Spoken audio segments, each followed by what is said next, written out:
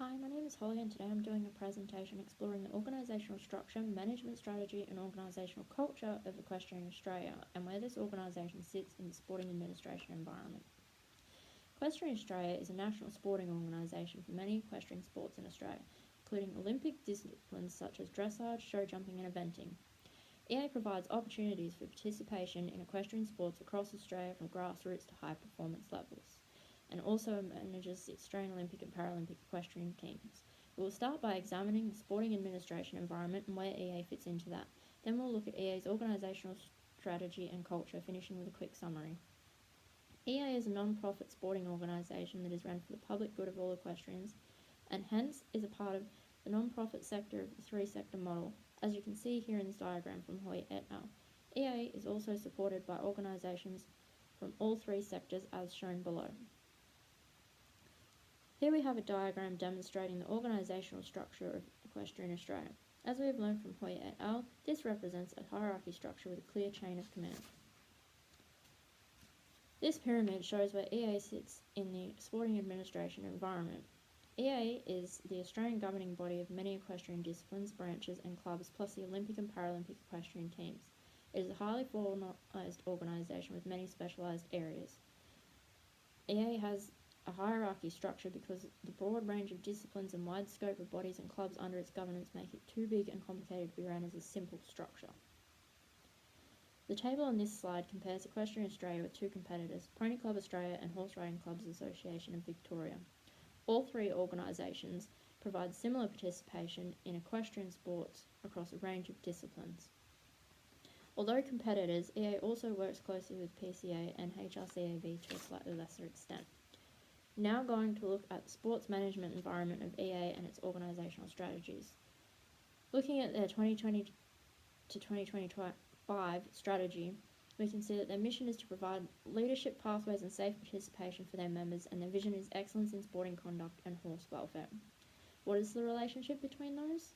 Well, you can't have safe participation without high levels of horse welfare and sporting conduct from leaders and members, as is shown in the welfare policy of FEI.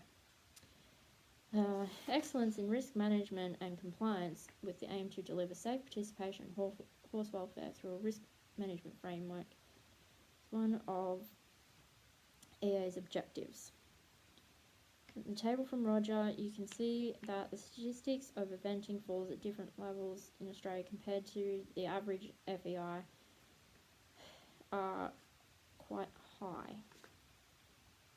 Hence, a big part of EA's mission and vision is to improve their statistics and safety.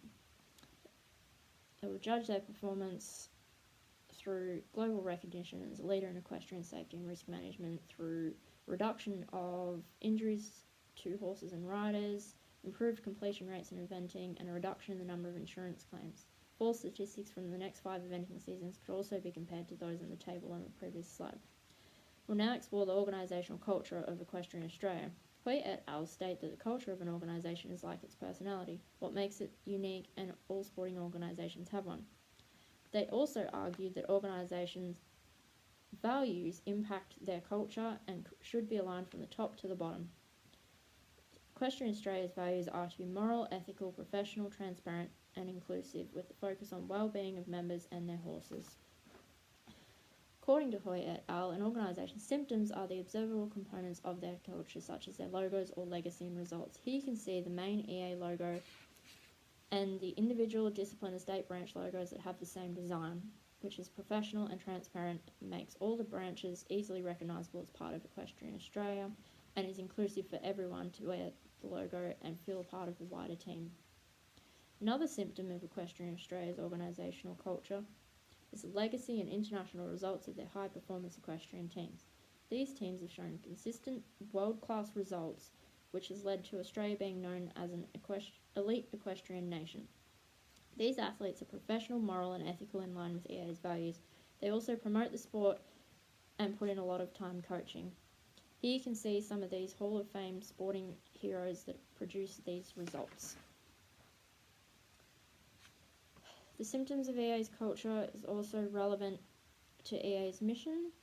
Elite athletes' success is inspirational, and EA provides pathways for members to become one of these high-performance athletes. Elite athletes also run equestrian programs with EA qualifications, providing further pathways and leadership. We have discussed Equestrian Australia's organisational structure, strategy and culture, and where EA sits in the sporting administration environment. So in summary, we have noted here the key points of Equestrian Australia: its administration environment, strategic management and organisational culture. EA provides opportunities for participation in equestrian sports and is a national sporting organisation in the non-profit sector with a hierarchy organisational structure, and it has some competitors. The relationship between the strategic management and organisational culture of EA is well aligned with common theme throughout their mission, vision, objectives and values, and shown through the symptoms of the organisational culture, particularly through the high-performance athletes who have consistently delivered world-class results whilst keeping sporting conduct, safety and horse welfare paramount. Finally, please see our references for any further information. Thank you.